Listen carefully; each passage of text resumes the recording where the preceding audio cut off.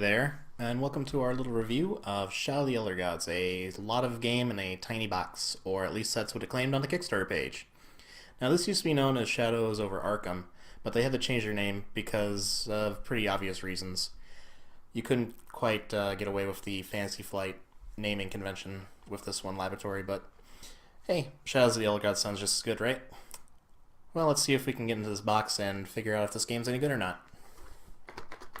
This is the first problem, of course, is getting into the actual box, as it did not have any sort of releases on the side, and it also is super suctiony. It takes a bit of effort to get into. So at this time, the laboratory has posted their own play videos that should help you get introduced into what the game is played like. This is going to be more of a review on the component quality, the art quality, and the gameplay functions as I've read them through the rulebook and have experienced them in actual play.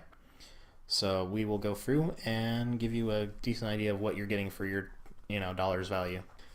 So the game will start by everyone shuffling up these character cards and randomly getting dealt one. Each character card is pretty much the same, as you will have a number of stats along the side of the card itself, which will be held together and marked with these little plastic bits. These can bend your card, and also sliding them around will ruin them. I kind of suggest laminating them if possible. The cardboard quality itself also comes with the standees. Good plastic, won't damage your cardboard too much. However, the printing did leave like little ridges along the edges of them for cracking for the die cut. So overall, the artwork is just fine on the cardboard, but these cards are a little thin but well printed.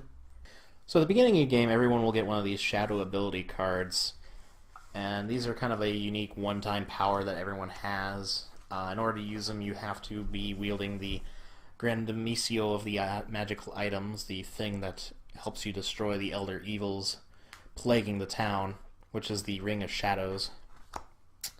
And the person who has the Ring of Shadows will also carry this fret marker, which will help determine player order and decide when the various threats to Arkham will happen. Once these abilities are used, they are discarded from play, so you gotta make sure you're using those as beneficially as possible.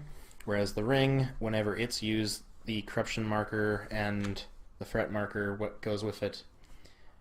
However, the person using it will receive one of these little eyeball tokens to represent their corruption, and if they gain 3 of them, they can no longer use it without causing the game to end. So you're going to be bouncing this ring back and forth between characters pretty regularly, as when you spend a turn without wielding it, you will lose one of these corruption counters, and therefore be able to use the ring again.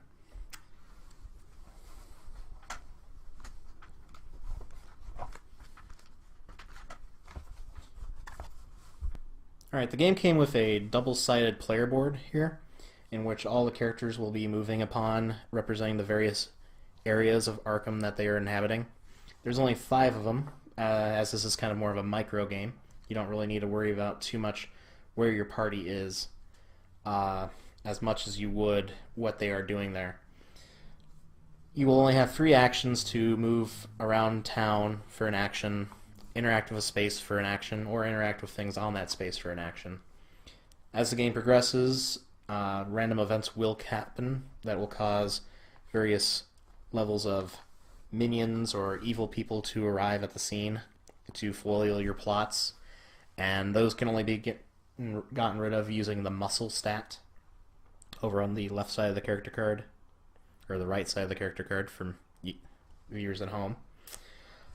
In order to deal with the elder threats as they pop out, you'll be needing to use the knowledge, which can be gained at the university and also at Minnie's Roadhouse whenever you want to pay bills, which you gain from the bank. And as other things pop out with the corruption, the threats, or whatever you want to call them, basically bad guys showing up, you will probably end up gaining madness, which, if any of your adventures goes beyond 5, the game will end. There was also a player insert given to you to help you construct based on the number of players, and also additional difficulty modes if you're looking for that. It also gives you a brief summary of all the location abilities, and again, this is made of a kind of cheaper, flimsier material, but it works. I, again, suggest laminating this because it is invaluable for helping you figure out how to build your fret deck, which will be our next bit that I will explain.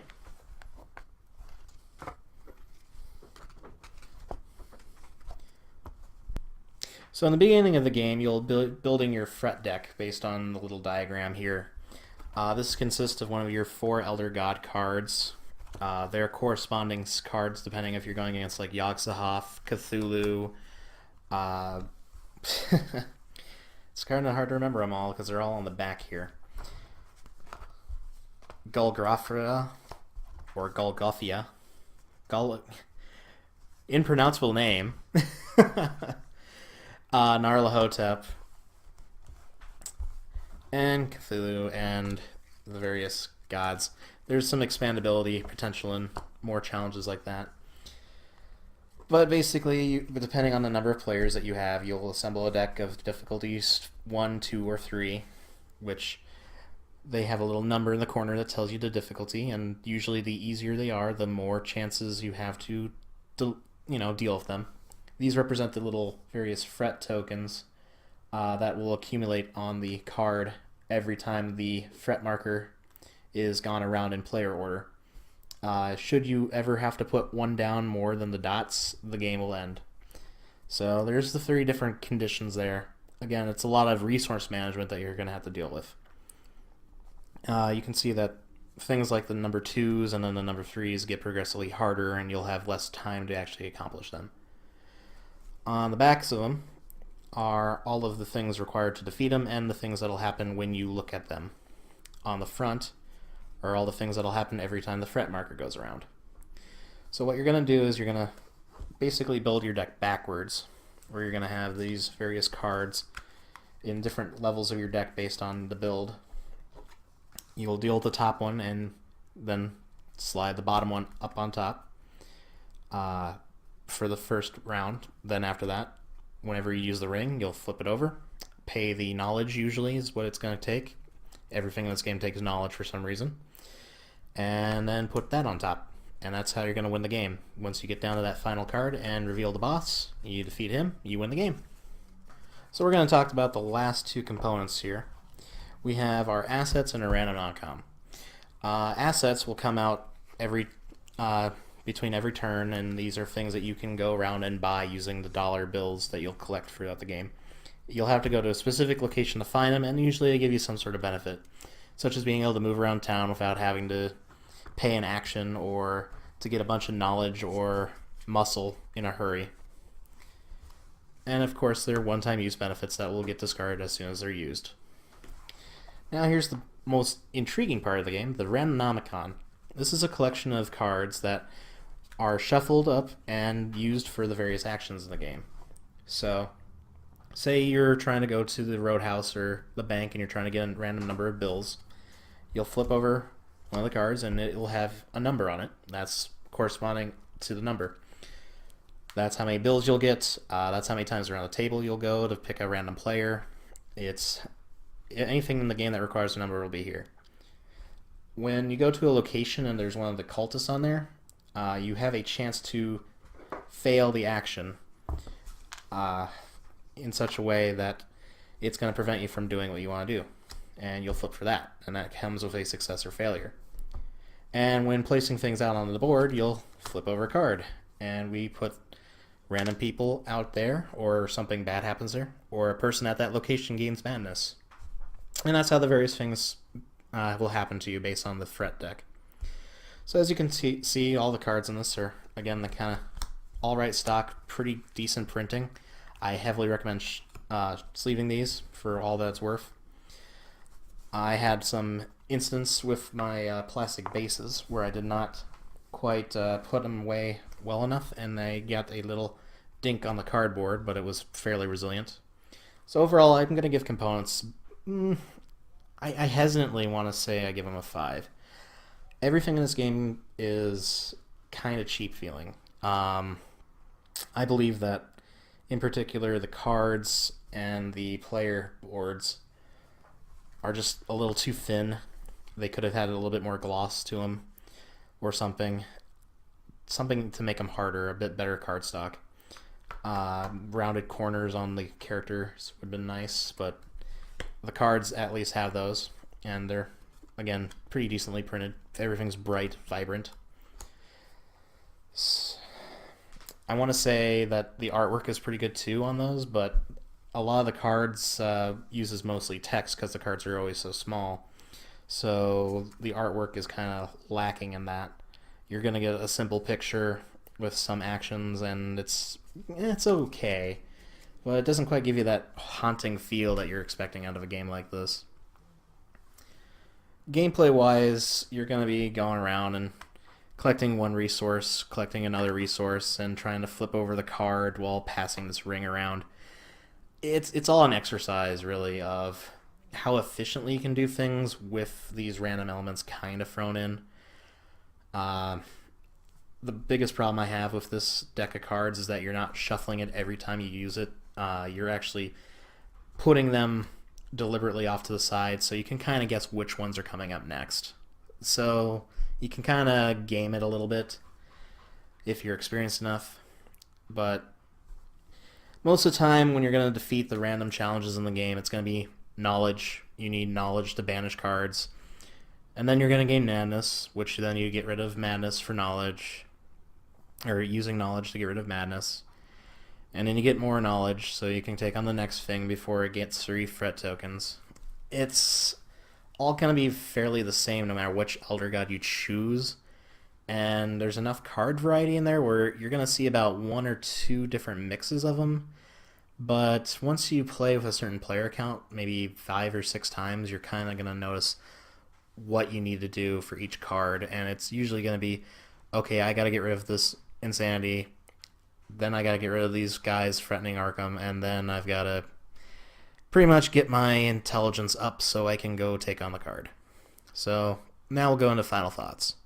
Okay, and in summary, Shadow of the Elder Gods, we give roughly about a 6 out of 10, mainly because the component quality is not quite up to snuff for what we'd expect for the retail price, even if it is about $25. The gameplay is actually kind of samey, even with the 4 different Elder Gods in there. You mostly are just going to go around and get that intelligence or knowledge and try to flip over cards and pass that ring around. It's interesting for economic resource management, but for a game that's trying to be the Ameritrash or Ameritrash style with a lot of randomosity, that one little deck of cards is actually fairly predictable, but also you're relying a lot on your management of, how you're spending your actions and working with your team to solve the game. And you'll know after a certain point whether you're going to win or lose, which kind of does tie up the game to being that a little over half-hour range. And once you hit that last 5-10 minutes, it's not going to be as fun at that point. Now, not to say there's not a lot of good ideas in here. That Randomnomicon is a great idea of using multiple cards for multiple functions. And in truth, a lot of the other Arkham games from like Fantasy Flight do share that mentality of trying to gather resources and then take on some sort of big abomination.